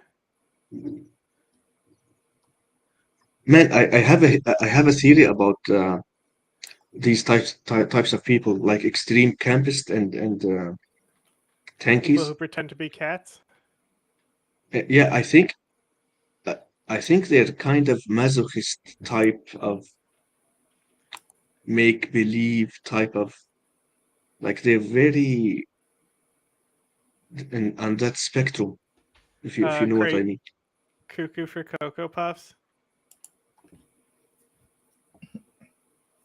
Yeah, wasn't that guy who's He was a red hair, and he was there was a scandal against him. He prostituted members of his party, and Ooh, I forgot his name. fuck, was that the Labour Party leader? Jeremy Corbyn? Does Jeremy Corbyn have red hair? I don't think he does. No. Caleb Maupin. Yeah, yeah. That's who you're thinking of. Okay, wow, that was Yes. See, I wasn't thinking of him because that's way too online and terminal, and I didn't think you even were that online to know who he was. No, I know who he was Tanky because Tanky, that's right. he was very tanky. Like if it wasn't because of the scandal, he would be like with Jackson Hinkle and Syria right now. Mhm. But he's out of the picture now.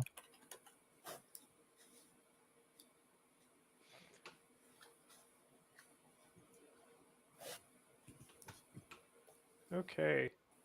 Anything else we want to get into today?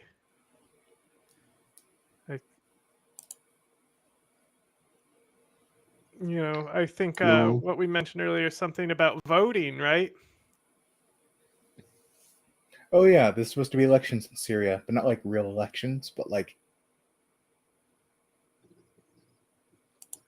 I don't think he said elections.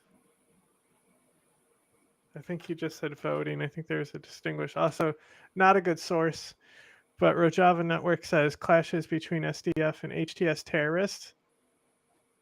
I say doubt, but I imagine there is a clash going on. I just imagine it's not HTS. Rojava Network is a terrible source, but potentially something going on in Deir ez-Zor right now. I think it's SNA probably. Yeah. I mean, Rojava Network is like an Iranian fucking shill source that pretends to be pro-Kurdish or something like that.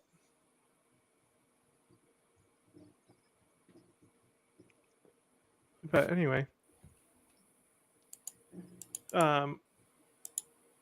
he had books on cult and he was talking. Oh yeah, we're talking about Maupin, how he was a cultist. Yeah, he literally was a cultist. It was more of a cult than a political party. Yeah, and I think my theory is correct about masochism with these people, because every person Because he I know literally that was he's into like the one. spanking.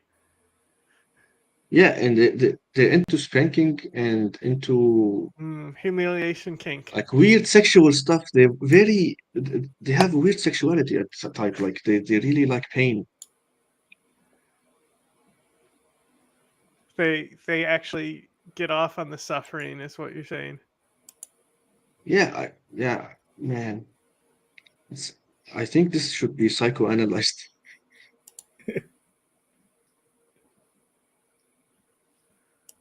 I'm actually reading some books on psychoanalysis to understand this type of behavior. Anyway, how do we? They're a pain to watch. Yeah, because they're cringe. Costume. Now, anyway, so forming the government in Syria. Any progress there? Like, what have we seen on as far as that goes?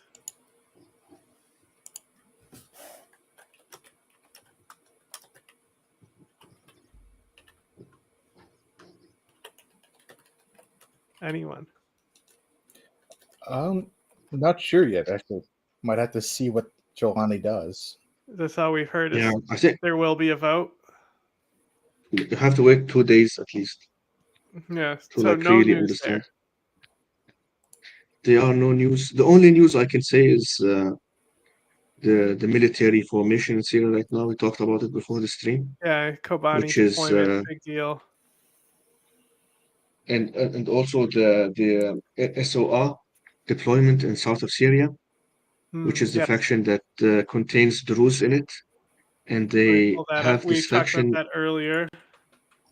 Yeah, they have this faction on the Syrian-Israeli borders, south of Daraa, because this faction has Druze in it, and Druze is a minority in Israel too. So Israel will, as much as possible, try to avoid any conflict with Druze, because that will entice the Druze inside of Israel as well.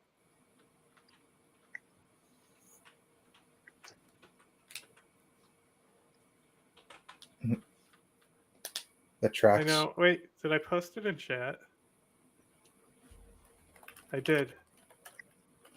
Here we go. Boom. Druze is very important, extremely important minority in Syria. And Bashar al-Assad never actually attacked them, because once he attacked Druze, he would have given Israel a huge excuse to annex that region and immediately add it to Israel. Yeah, and like it's only, I want to say, in like the last year or so where we actually saw people who, we joke and say, what are they doing with the rainbow flag? Woke Syria, because the Druze flag is like a rainbow, right? But we've only seen very recently in Syria those flags being flown alongside the Free Syrian flag. The Druze have been stuck with Assad, basically. I mean, can't blame them for their own survival, Assad wasn't attacking them. Why should they get involved?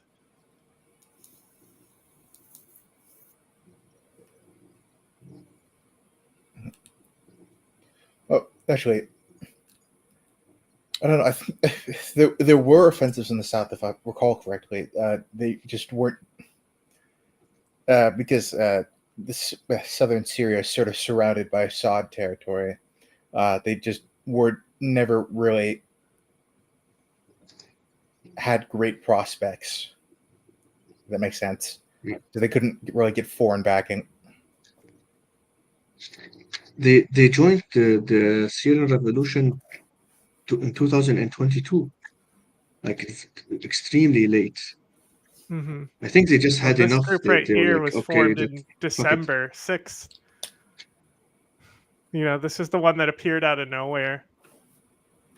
No, this is the Southern Operation Room. I'm talking about specifically about Druze when they participated in demonstrations. No. I'm just saying. I know what I'm just saying. This one even is extremely new. Yeah, of course, yeah. It's very smart of them. It's actually extremely sophisticated to add Druze to faction and make it like a buffer between them and Israel. That's actually Yeah, very because smart. if people remember the Golan Heights, I think Hezbollah or something accidentally hit Golan Heights with some rockets and like 6 civilians died and they're all Druze. Oh yeah. And like it was interesting depending on the reporting, because then it would be like, oh, Israelis were killed if it was a certain type of source.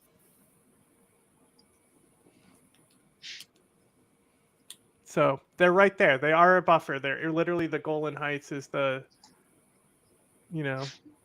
where you would see Druze. Golan Heights is extremely important because of the height, first of all, and second is it has lots of water in it. It's a source of water.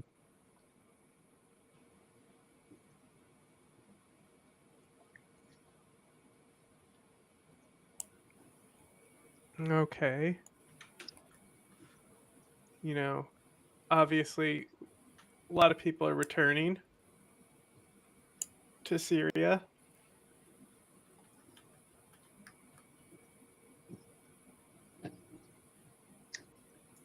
The CIA is big mad about the situation. I'm waiting for like a crowd crush incident to happen with all these celebrations. I'm worried about it. I just want people to be careful, No, don't worry. We're not Koreans. Well, there's also the one that, It happened in Israel not that long ago. How much was it in Israel? Oh, I don't know, but it was. I watched a video on it not that long ago and how it happened, and it was because of like a hill, and then at the end of the hill, it took a right-hand turn. So people got crushed against the wall because people were going down a hill. They couldn't like back up, and it was slippery. So it was like pressing on the people who were stuck in that right-hand turn. Holy shit. Yeah. Anyway. Man, this and that this was just that Korea posted. stuff, it was like I remember like 136 people died in Korea. Yeah. It's a scary Well, number. they say it's like the crowd becomes like a liquid. Yeah. Oh, the pictures are scary too. Did you see the pictures? Like, Mm-hmm. the people were dead, but you will think they were asleep.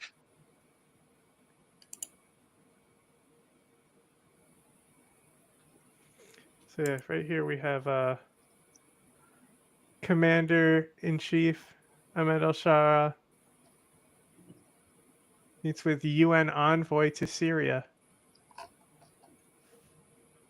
And this is what I was saying. The UN needs to send an envoy there immediately. So need to reconsider Open the pictures. Resolution 2254. What'd you say? Oh, you can read it. I was, yeah.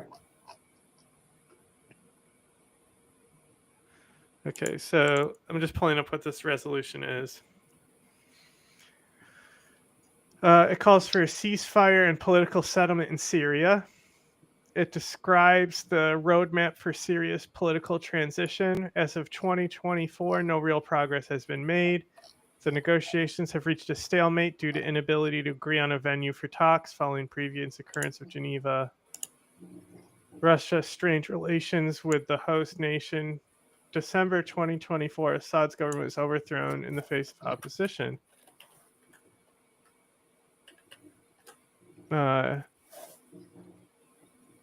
The resolution demanded that all parties immediately cease any attacks against civilian targets, urged all member states to support efforts to achieve a ceasefire and requested the UN to convene the parties to engage in formal negotiations in early January 2016.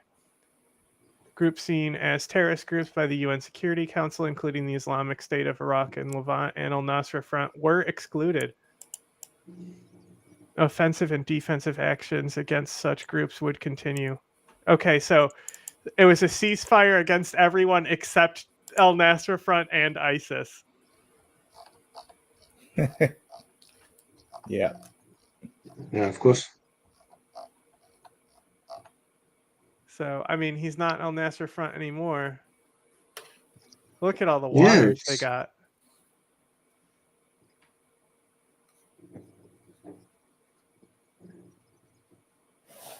Okay, so let's actually read what's going on. Man, Resolution to suit the new reality. Go ahead. He's being very diplomatic. It's impressive, but at the same time, like, what the fuck? Like, can you tell us what is your position against SDF or with SDF? Well, he did do a statement about saying for everyone to return to like Afrin and stuff. I pulled that up earlier. I can pull it up again. So update the resolution to suit the new reality.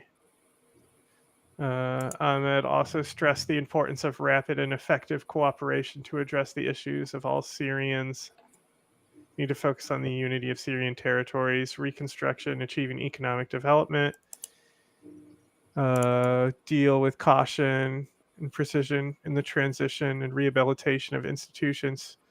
Build a strong, effective system. In addition to the importance of providing a safe environment for the return of refugees, providing economic and political support was emphasized. Again, great care, precision, done without haste, supervision of special teams, best possible way,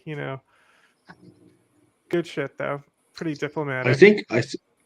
I think everybody is basically waiting to see how much the Kurdish people will support SDF, because believe it or not, SDF is not universally loved, even in the Kurdish areas.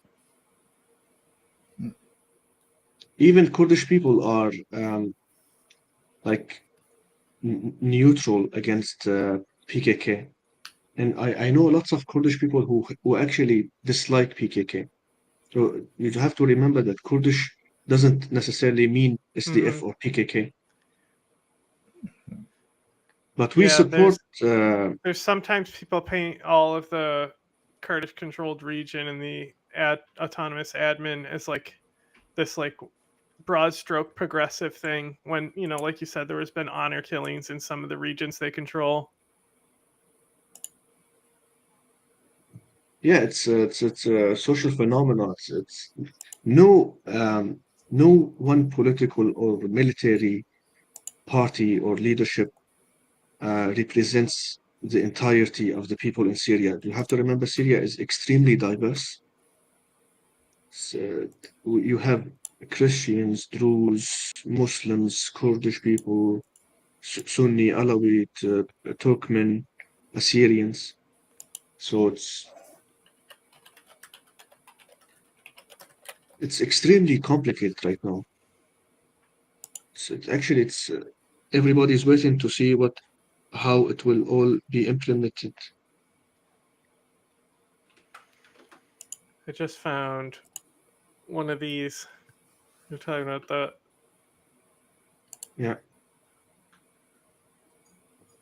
Everybody's against it, except like maybe like 5% or 10% of the Islamists. Yeah, this is a very Shia thing, It's not something that I see being very supported by a lot of the Sunnis. You will actually see this type of stuff in America very soon with Trump and stuff. They already do this shit. They got have you seen the fucking Al-Qaeda trucks where they have like literal, like they have like 20 flags on their big ass Al-Qaeda trucks? They literally look like fucking redneck ISIS. Oh, okay.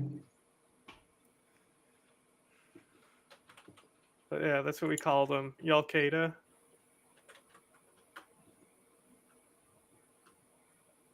Man, I think the United States is regressing to a very scary place. No. Yeah, it's not perfect, not great. The clock's ticking on them. They got maybe two generations left, and then it's done. The American project is over.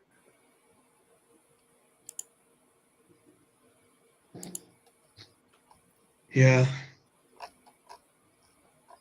Anyway, anything else we want to touch on for today?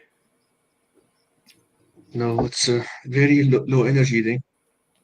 Predictions for what's going to happen between today and next week?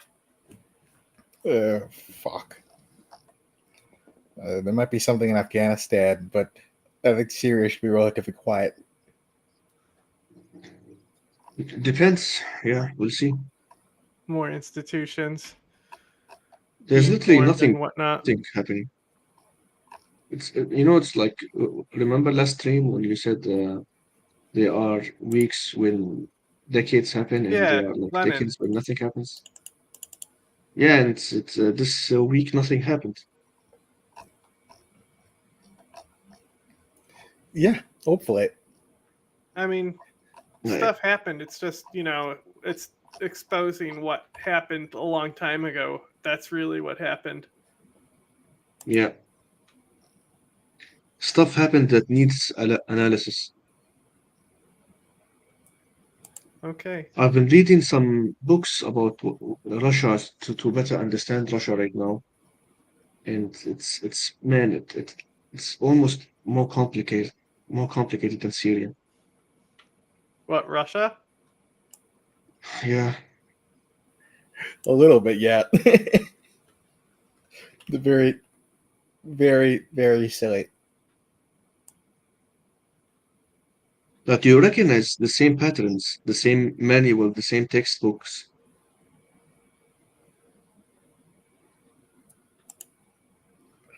I think the mukhabarat and how Syria suppressed people, it's the exact same book from Stasi, like the Eastern German control, Stasi.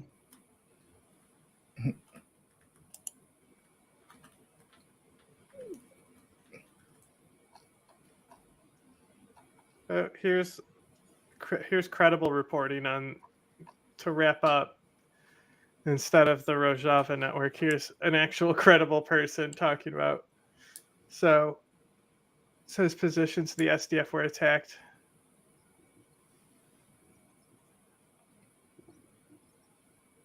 Unknown aircraft carried out artillery strikes. Aircraft don't do artillery strikes. It's fine.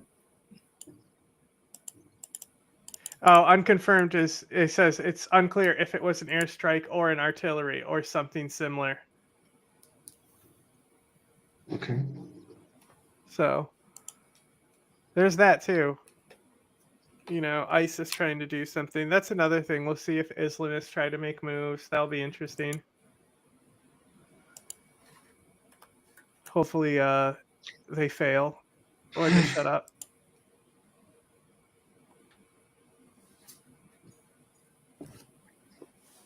Very good. Okay. All right. We'll see everyone next week. Okay, man.